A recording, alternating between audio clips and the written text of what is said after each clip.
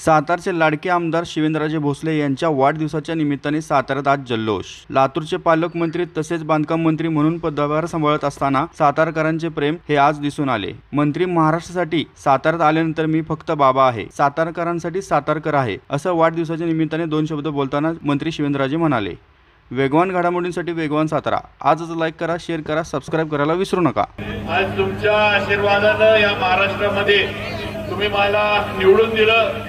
या महाराष्ट्रात 2 नंबरचं मताधिक्य तुम्ही मला दिलं आणि आज तुमच्यामुळं, तुमच्या ताकदीमुळं आज महायुतीच्या या सरकारमध्ये भारतीय जनता पार्टी आणि आमचे नेते, आपले नेते देवेंद्रजी फडणवीस यांच्या नेतृत्वाखाली आज कॅबिनेट मंत्री म्हणून मी काम करतोय।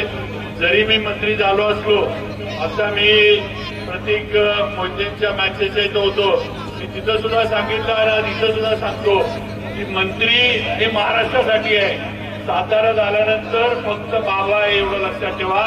आणि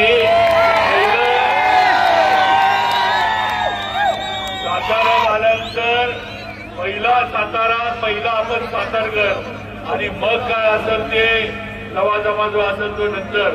मग कायम तुम्ही, मी, आपण सगळेजण शेवटपर्यंत, शेवटच्या श्वासापर्यंत सातारकर म्हणूनच राहणार आणि सातारकर म्हणूनच जाणार एवढं या निमित्तानं सांगतो।